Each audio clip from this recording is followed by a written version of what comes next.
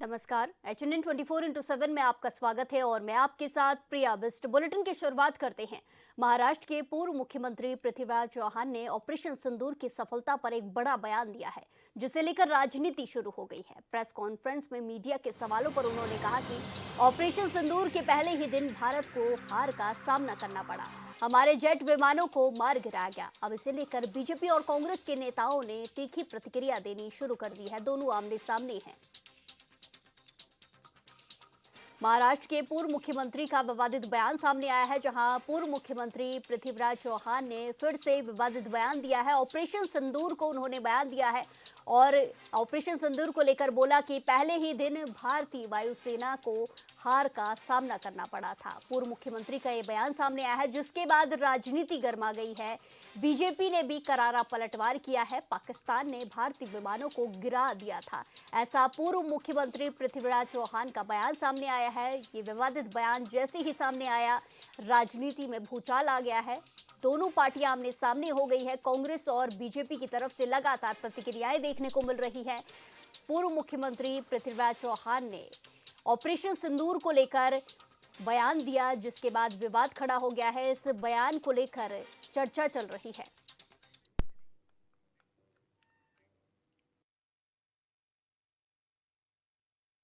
मोदींनी का मान्य केलं? पहिल्या दिवशी आपला संपूर्ण पराभव झाला. 7 तारखेला जे हवाई युद्ध अर्ध्या तासात झालं, त्यामध्ये आपला टोटल पराभव झाला. हे कोणी मान्य करो अगर न करो. आणि त्यामुळे त्या दिवशी भारताची जी विमानं पाडली, त्या दिवशी सगळा भारताचा एअरफोर्स हा ग्राउंड झाला. त्यानंतर एकही विमान उडलं नाही. तर कुठेही विमान उडलं की पाकिस्तानचं तुमचं विमान ग्वाल्हेर असेल किंवा बठिंडा असेल किंवा सिरसा असेल, तिथं पाडायची शक्यता असल्यामुळं आपलं कंप्लीट एअरफोर्स ग्राउंड झालं. ये देखिए, हम ही नहीं, पूरा देश, पूरे लोग, सब जगह लोग जानते हैं कि क्या स्थिति थी और भारत ने कितना करारा जवाब दिया था। ये तो कांग्रेस की आदत रही, उनके डीएनए में है। उनके डीएनए में है कि भारतवासियों के खिलाफ, हमारी सेनाओं के खिलाफ एक नैरेटिव सेट करें। इनका नैरेटिव कुछ पाकिस्तान के इनके हैंडलर्स लिख के भेजते हैं लगता है, और ये उसी नैरेटिव को लेके आगे बढ़ाते रहते हैं। इन लोगों में भारत के प्रति देश प्रेम कभी नजर नहीं आता। इतने गैर जिम्मेवार लोग हैं। कभी कहते हैं बॉडी काउंट लाओ कि कितने वहां पे मरे, कितनी आपने मिसाइलें करी, पूरा प्रूफ है, सब जगह लोग दिखा चुके हैं। लोगों ने अभी यहीं देश में नहीं, विदेशों में भी पुष्टि करी है कि ऑपरेशन सिंदूर कितना सक्सेसफुल रहा है, और इनको फिर भी समझ में नहीं आता कि देश के साथ खड़ा क्यों नहीं होना चाहते। आज तक ये सवाल मेरे ख्याल से कांग्रेस में या भारत के लोग, हम लोग कभी आज का जवाब नहीं दे पाते कि कांग्रेस इस देश के साथ क्यों नहीं खड़ी। भाजपा के खिलाफ आप हो सकते हो, पर देश के साथ तो खड़े रहिए। नहीं, बिल्कुल गलत बयान है ये, मैं इससे सहमत नहीं हूँ। भारतीय सेना हमेशा से शौर्य का प्रतीक रही है। भारतीय सेना कभी भी नहीं हारती है। लेकिन जहां तक बात ऑपरेशन सिंदूर की है, इसमें कहीं ना कहीं सरकार कमजोर रही। मोदी जी की और इनकी सरकार की विल पावर कमजोर रही। ट्रंप के सामने मोदी जी ने सरेंडर किया। यही कारण है कि हमारी सेना को पीछे हटना पड़ा, सीज फायर करना पड़ा। डीजीएमओ के कहने से कुछ नहीं हुआ, मोदी जी ने सीज फायर कराया, ट्रंप के कहने से कराया।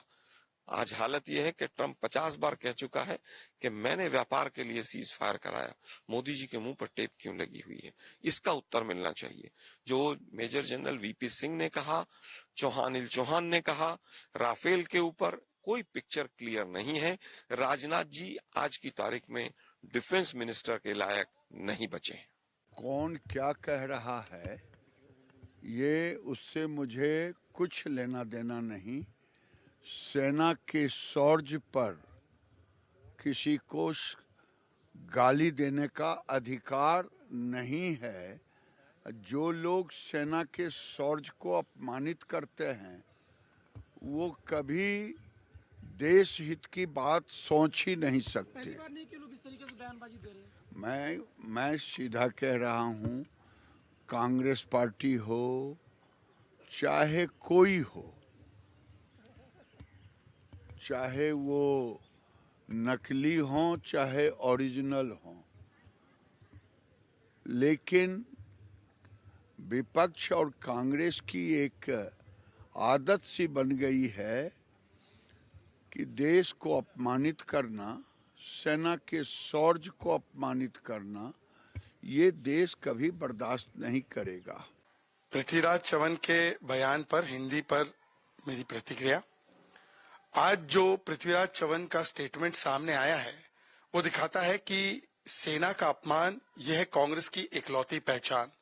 जिस प्रकार से कांग्रेस अब आईएनसी इंडियन नेशनल कांग्रेस नहीं इस्लामाबाद नेशनल कांग्रेस बनी है और एंटी नेशनल कांग्रेस एएनसी बन चुकी है, ये कांग्रेस का चरित्र है कि सेना को बार बार उनका मनोबल गिराने के लिए बयान दो, सेना पर हमला करो।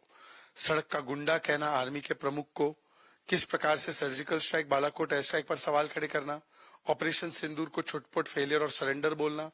हमने देखा है कारगिल विजय दिवस 5 वर्षों तक कांग्रेस ने नहीं मनाया, बीजेपी का युद्ध बताया। और आज भी जो बयान पृथ्वीराज चव्हाण का आया है वो भी विजय दिवस के अवसर पर आया था। ये बयान, वो बयान दरअसल राहुल गांधी का ही बयान है। राहुल गांधी ने भी तो कहा कि सेना की पिटाई हुई, सुप्रीम कोर्ट ने फटकार लगाई। राहुल गांधी ने कहा सेना की क्या आवश्यकता है, किसी और काम में लगा दो। तो ये राहुल गांधी के बयान को ही एको कर रहे हैं। इसीलिए राहुल गांधी या कांग्रेस पार्टी पृथ्वीराज चव्हाण पर उनके विजय दिवस के अवसर पर दिए गए बयानों पर कोई कार्रवाई नहीं करेंगी। इनफैक्ट ये दिखाता है कि किस प्रकार से बार बार कांग्रेस पार्टी, जिसने 26/11 के बाद कोई कार्रवाई नहीं की, एयरफोर्स के हाथ बांध दिए थे, सेना के हाथ बांध दिए थे, आज जब इतनी बड़ी कार्रवाई ऑपरेशन सिंदूर में हुई तो पृथ्वीराज चव्हाण जिन्होंने ऑपरेशन महादेव का भी मजाक उड़ाया, उन्होंने फिर से एक बार मजाक उड़ाया है, मनोबल तोड़ा है सेना का। ये सेना विरोधी, वायुसेना विरोधी पार्टी है और इसीलिए बार बार ये अपना असली चेहरा दिखाती है। कांग्रेस पार्टी पृथ्वीराज चव्हाण पर कोई कार्रवाई करके तो दिखाए।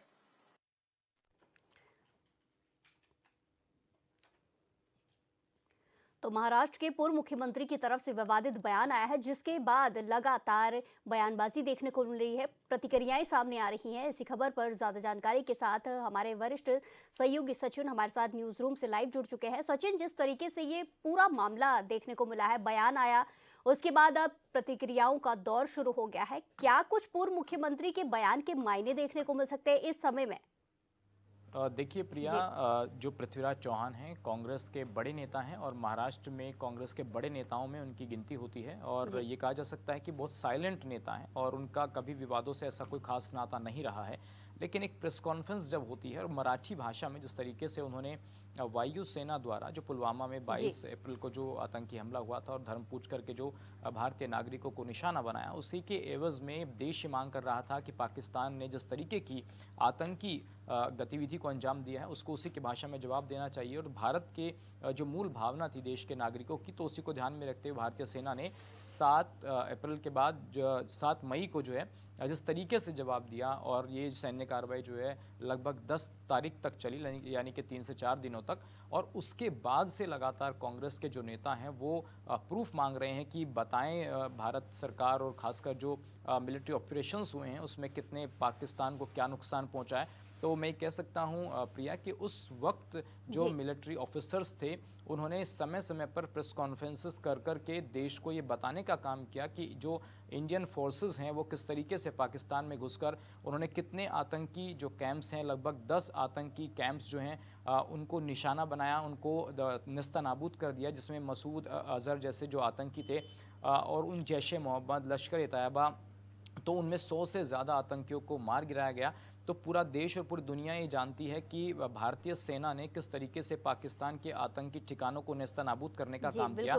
लेकिन पृथ्वीराज चौहान हो, मणिशंकर अय्यर हो, राहुल गांधी हो, इमरान मसूद हो, कांग्रेस के जो विचारधारा से जो नेता आते हैं वो हमेशा भारत के सैन्य अधिकारियों से, भारत सरकार से, बीजेपी सरकार से सवाल पूछते हैं कि आप बताएं कि आपने मिलिट्री ऑपरेशंस में क्या रिजल्ट्स हासिल किए हैं। जबकि ये कहीं ना कहीं प्रिया साफ तौर पर कहा जा सकता है कि ऐसे बयान विवादित बयान हैं और भारतीय सेना का मनोबल जो है वो कहीं ना कहीं गिराने का काम करते हैं, देश की जो मूल भावनाएं हैं उनको कहीं ना कहीं आहत करने का काम करते हैं। तो ये सिर्फ इस तरीके के बयानों को विवादास्पद बयान और बेतुके बयान की श्रेणी में ही लिया जाना चाहिए, क्योंकि कांग्रेस के नेताओं का समय समय पर अब ये ट्रेंड हो चुका है कि जब भी कोई मिलिट्री ऑपरेशंस होंगे तो उनके जवाब मांगेंगे, आप उनके सबूत मांगेंगे, लेकिन शायद वो मिलिट्री ऑफिसर्स को नहीं सुन रहे हैं जो देश के सामने सबूत रख रहे हैं। क्योंकि प्रिया, जब भी कोई इंटरनेशनल लेवल पर सैन्य कार्रवाइयाँ होती हैं तो जाहिर सी बात है उस पर नजरें जो हैं वो दुनिया की टिकी होती हैं। बिल्कुल बिल्कुल सचिन, जिस तरीके से आपने बताया कि जो सेना है वो अपना पूरा काम कर रही है, अपने पूरे साहस के साथ काम कर रही है, ऐसे में अब पूर्व मुख्यमंत्री के बयान को लेकर अब विवाद छिड़ता नजर आ रहा है। तो अब पूर्व मुख्यमंत्री की तरफ से कोई बयान आया है, कोई प्रतिक्रिया उनने दी है कि उनका ये मतलब नहीं था? क्योंकि पार्टी में अगर कोई भी विवादित बयान देता है उस पर तूल पकड़ता है तो मंत्री यही बोलता है कि उनका मतलब ये नहीं था। तो क्या कुछ इसमें अपडेट है? आप प्रिया, साफ तौर पर हमने आज भी देखा उनकी कई ऐसे जो हैं न्यूज़ उनकी तमाम सामने आ रही हैं जहाँ पर वो कह रहे हैं कि भाई हमने ऐसा कोई भी विवादित बयान नहीं दिया। उन्होंने कहा कि अगर मैंने ये सवाल पूछा कि भारत के 12 लाख सैनिकों का इंडियन एयरफोर्स में क्या काम है, क्योंकि उन्होंने ये भी इशारा किया कि कहीं ना कहीं जो युद्ध लड़े जा रहे हैं वो अब हवाई युद्ध लड़े जा रहे हैं, तो 1 किलोमीटर तक भी भारतीय सेना नहीं चल पाई। तो अब आने वाले वक्त में भी जाहिर सी बात है कि ऐसे ही युद्ध जो है वो लड़े जाएंगे। लेकिन ये बेतुकी बातें हैं और आप बेतुके बयान दे रहे हैं ये बात पूछ करके कि 12 लाख सैनिकों का क्या काम है, उन सैनिकों को कहाँ लगाया जाना चाहिए, दूसरी जगह कहीं शिफ्ट कर देना चाहिए। तो मुझे लगता है प्रिया कि अपने बयान पर उन्हें कोई खेद नहीं है और वो अपने बयान पर अड़िग हैं, वो टिके हुए हैं। उन्होंने कहा कि किसी भी तरीके से इसमें माफ़ी मांगने वाली कोई बात नहीं है। उन्होंने जो सवाल उठाया उसका कहीं ना कहीं जवाब देना चाहिए। तो इस तरीके के बयानों को देश जो है वो गंभीरता से तो नहीं लेता है, लेकिन कहीं ना कहीं 140 करोड़ जो भारतवासी हैं उनकी भावनाएं ऐसे बयानों से ज़रूर आहत होती हैं। क्योंकि हमने देश के कई ऐसे लोगों के बयान सुने हैं जिसमें खासकर बीजेपी के नेता भी अब अटैकिंग है कांग्रेस पर कि वो पाकिस्तान की भाषा बोलते हैं, वो इस्लामिक जो है बातें जो हैं वो उस तरीके की फैलाने का काम करते हैं, उस भावना को आगे बढ़ा रहे हैं। तो इस तरीके की चीज़ें जो हैं वो कहीं ना कहीं टारगेट पर है अब कांग्रेस बीजेपी के, और ये माना जा सकता है कि इस तरीके के बयानों की लोकतंत्र में कहीं भी जगह नहीं है। सैन्य अफसर प्रिया जब इस तरीके की बातें सुनते होंगे तो कहीं ना कहीं उनके मन को भी दुख पहुंचता होगा, क्योंकि एक भारत का जवान अपने परिवार को छोड़ करके किस तरीके से दिन रात पूरे 140 करोड़ देशवासियों की सेवा में, उनकी सुरक्षा में लगा हुआ है। और जब वो कांग्रेस के नेताओं के, विपक्ष के नेताओं की ये बातें सुनते हैं कि उन्हें सबूत चाहिए, तो कहीं ना कहीं उनका मनोबल गिरता है और उन्हें दुख होता है। और देश की 140 करोड़ की जो भावनाएं हैं प्रिया वो कहीं ना कहीं आहत होती है। और देखिए सैन्य जो कार्रवाइयाँ होती हैं वो किसी न किसी मकसद से ज़रूर होती हैं। जैसा कि हमने पुलवामा के इस पूरे घटनाक्रम में देखा कि भारतीय सेना जो है उसका कहीं ना कहीं टारगेट था कि पाकिस्तान की ज़मीन पर जो आतंकी जो एक नेटवर्क पसर रहा है उसको कहीं ना कहीं नेस्तनाबूद किया जाए। तो भारत ने बहुत डिसिप्लिन तरीके से रहकर, भारतीय सैन्य ने जो बहुत डिसिप्लिन तरीके से रह कर के कश्मीर जो पीओके ऑक्यूपाइड कश्मीर है, पाकिस्तान के कब्जे वाला कश्मीर, उसमें आतंकियों के जो ठिकाने बनाए गए थे उनको नेस्तनाबूद करने की दृष्टि से ही इस पूरी सैन्य कार्रवाई को किया। और जो 4 दिन के बाद जो युद्ध विराम हुआ है उसमें भी दोनों डीजीएमओज की जो बात हुई थी शाम को, उसमें भी ये विपक्ष आरोप लगा रहा है कि देखिए आपने तो ट्रंप के कहने पर जो है वो सीज फायर कर दिया, जबकि ऐसा नहीं हुआ था। दोनों देशों की डीजीएमओज ने जो है पिछली शाम को बैठकर तय किया था कि अब इस पर युद्ध विराम होगा। उसके बाद ही ट्रंप का ट्वीट आया था और अगले दिन ये खबर पूरे देश और दुनिया में वायरल हुई कि देखिए ट्रंप के कहने पर जो है युद्ध विराम हुआ, जबकि ऐसा नहीं हुआ था। दोनों देशों के डीजीएमओज बैठे थे तब जाकर अब ये कह सकते हैं बिल्कुल सचिन, जो सेना का पराक्रम है, उनके काम है, उस पर सवाल उठाना बिल्कुल भी वाजिब नहीं है और ये बिल्कुल गलत बयान है, विवादित बयान है। धन्यवाद हमारे साथ जुड़ने के लिए और तमाम जानकारी साझा करने के लिए। इसी के साथ खबरों में आगे बढ़ते हैं। लखनऊ में उत्तर प्रदेश प्रादेशिक आर्म्स कॉन्स्टेबुलरी का स्थापना दिवस समारोह 2025 का आयोजन किया गया, जिसमें सीएम योगी आदित्यनाथ ने मुख्य अतिथि के रूप में शिरकत कर परेड की सलामी ली। कार्यक्रम को संबोधित करते हुए सीएम योगी ने कहा कि पीएसी में राज्य सरकार ने भर्ती भी की है, पीएसी को आधुनिक हथियार भी दिए हैं, मृतक आश्रितों को नौकरी भी दी गई है। पीएसी फोर्स त्याग और समर्पण की मिसाल है। पीएसी के लिए बैरकों का निर्माण भी कराया जा रहा है।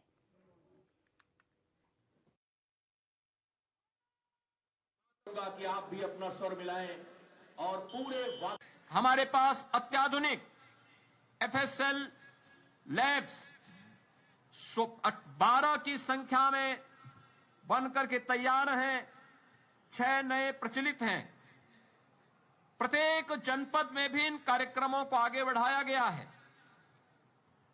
17 नगर निगमों में भी हम लोगों ने सेफ सिटी के लक्ष्य को प्राप्त किया है।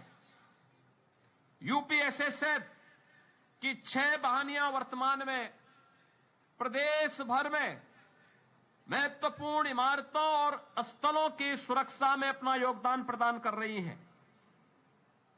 आज मैं इस बात को कह सकता हूं कि उत्तर प्रदेश के अंदर जो आत्मविश्वास है, इस आत्मविश्वास के पीछे के प्रमुख कारणों में है कि प्रदेश में कानून का राज है। कानून का राज, सुरक्षा के बेहतर माहौल में ही हम सुशासन की गारंटी दे सकते हैं। सुशासन में ही निवेश सुरक्षित हो सकता है और सुरक्षित निवेश ही हमारे युवाओं की आकांक्षाओं की पूर्ति का माध्यम बन सकता है और यही प्रदेश के विकास की और नए उत्तर प्रदेश का राज यहीं से प्रारंभ होता है। आज मैंने यहां पर उत्तर प्रदेश पुलिस पीएससी के गार्ड ऑफ ऑनर और परंपरागत रूप से जो पीएससी बल की पहचान रही है, मलखंब प्रदर्शन, जिम्नास्टिक प्रदर्शन, वेपन्स ड्रिल, पीटी डिस्प्ले और अन्य बैंड प्रदर्शन आदि के कार्यक्रमों को, जिसमें पीएमएस यहां पे पीएससी के जवानों के द्वारा वंदे मातरम के गायन, वंदे मातरम भारत का राष्ट्रगीत, जिसने भारत की आजादी के लिए भारत के उस समय के नौजवानों के अंदर एक नया जोश और एक नया शौर्य प्रदान किया था। जिस गीत ने भारत की तत्कालीन युवा पीढ़ी को एक मंत्र के रूप में एक नई प्रेरणा प्रदान की थी, उसकी 150 वर्ष पूर्ण होने के उपलक्ष्य में मैं अभिनंदन करूंगा उस पूरी टीम को जिन्होंने वंदे मातरम राष्ट्रगीत के 150 वर्ष पूर्ण होने के अवसर पर सार्वजनिक स्थलों पर पीएससी के बैंड ने वहां पर एक राष्ट्रभक्ति की भावना को जागृत करने के लिए जो अभिनव पहल प्रारंभ किया है, यह अत्यंत सराहनीय है। आज का यहां पर गार्ड ऑफ ऑनर पीएससी के उत्तम प्रदर्शन, अनुशासन और व्यावसायिक कार्यदक्षता का भी एक बेहतरीन उदाहरण है। मैं इस बेहतरीन प्रदर्शन के लिए पीएससी बल को हृदय से बधाई देता हूं। आज यहां पर जिन पीएससी वाहिनियों ने बेहतर कार्य किया है, आज उन्हें भी यहां पे पुरस्कृत किया गया है। मैं उन सभी वाहिनियों को इसके लिए हृदय से बधाई देता हूं और मैं आप सभी जवानों से इस बारे में कहूंगा कि आपका साहस, आपका अनुशासन, आपकी कर्तव्यनिष्ठा, आपकी व्यावसायिक दक्षता और आपका कठिन प्रशिक्षण ही आपकी पहचान बननी चाहिए। सरकार आपको इस बात के लिए आश्वस्त करती है कि आपके सम्मान और आपके लिए सरकार के स्तर पर मिलने वाली सुविधा और संसाधन निरंतर इसमें इसी प्रकार से वृद्धि होती रहेगी। इस विश्वास के साथ मैं उत्तर प्रदेश पीएससी बल के 78 वर्ष पूर्ण होने के उपलक्ष्य में आप सभी पीएससी बल से जुड़े हुए जवानों और अधिकारियों को हृदय से मैं बधाई देता हूं, अपनी शुभकामनाएं देता हूं। धन्यवाद। जय हिंद।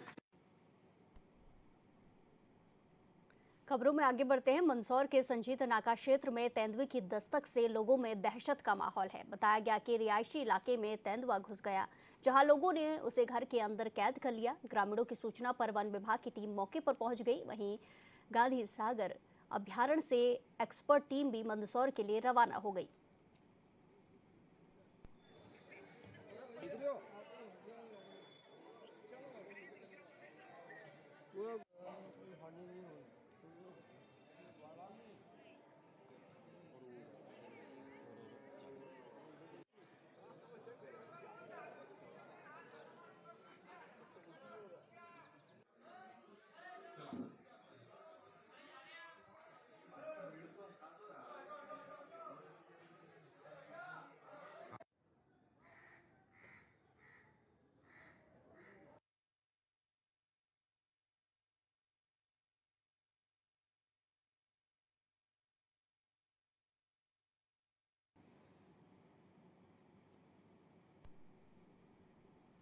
गिरिडीह का प्रसिद्ध पर्यटन स्थल खंडौली डैम इन दिनों विदेशी मेहमानों की आवत से खासा रौनक भरा हो गया है।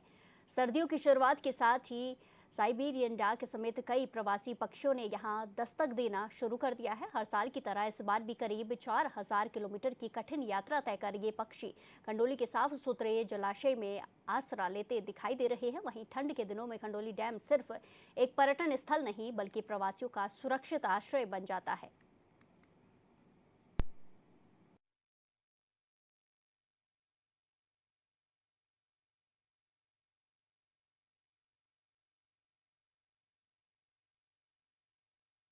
देखिए, सबसे पहले कि खंडोली डैम में जैसे ही ठंड स्टार्ट होती है तो बाहर से विदेशी पक्षी साइबेरियन आते हैं। इसका लुत्फ लेने के लिए काफ़ी लोग भी आ रहे हैं, पिकनिक मना रहे हैं, जो उनको भी देखने में काफ़ी अच्छा दृश्य महसूस होता है। और ये एक अट्रैक्शन का एरिया भी है, जरिया है। मेरा ये कहना है कि ज़रूर खंडोली में आप लोग आएँ और सैलानी लोग जितने भी आ रहे हैं वो पक्षी का, साइबेरियन पक्षी का दृश्य जरूर लुत्फ उठाएं। देहरादून एसएसपी अजय सिंह के निर्देश पर आमजन की सुरक्षा को लेकर दून पुलिस ने शहर और देहात क्षेत्रों में व्यापक आकस्मिक चेकिंग अभियान चलाया। क्षेत्र अधिकारियों की मौजूदगी में पुलिस की अलग अलग टीमों ने सीमावर्ती चेक पोस्टों, आंतरिक मार्गों, रेलवे स्टेशन, बस स्टेशनों, मॉल और भीड़भाड़ वाले इलाकों में सघन चेकिंग अभियान चलाया। इस दौरान डॉग स्क्वाड और बम डिस्पोजल टीम की मदद से संदिग्ध व्यक्तियों और वाहनों की जांच की गई। अभियान के तहत पुलिस ने करीब 3799 वाहनों की चेकिंग की, जबकि लगभग 4981 लोगों से पूछताछ कर उनके सत्यापन से जुड़े दस्तावेज भी जांचे गए। बाहरी राज्यों से आने वाले लोगों से भी गहन पूछताछ की गई। इसी के साथ एसएसपी देहरादून में स्पष्ट किया है कि आमजन की सुरक्षा और संदिग्धों की तलाशी को लेकर इस तरह के चेकिंग अभियान आगे भी लगातार जारी रहेंगे।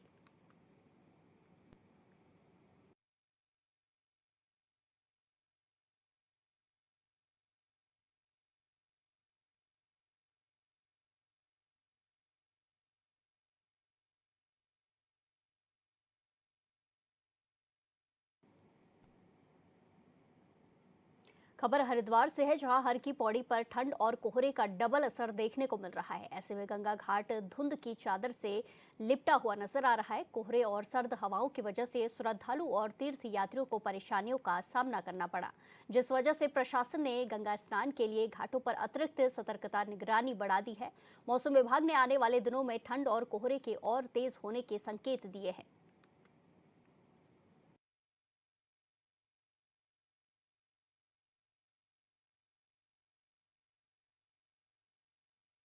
ये तस्वीरें हरिद्वार से सामने आई है, जहां ठंड बढ़ने के साथ साथ घाटों में कोहरा नजर आ रहा है, जिसके चलते श्रद्धालुओं को और तीर्थ यात्रियों को परेशानी का सामना भी करना पड़ रहा है। इसी के साथ साथ मौसम विभाग की तरफ से आने वाले दिनों में ठंड और कोहरे के और ज्यादा होने के संकेत दिए गए हैं, जहां परेशानियों का सामना करना पड़ रहा है लोगों को। ये घाटों पर कोहरे और सर्द हवाओं की वजह से श्रद्धालु और तीर्थ यात्रियों को परेशानियों का सामना करना पड़ रहा है।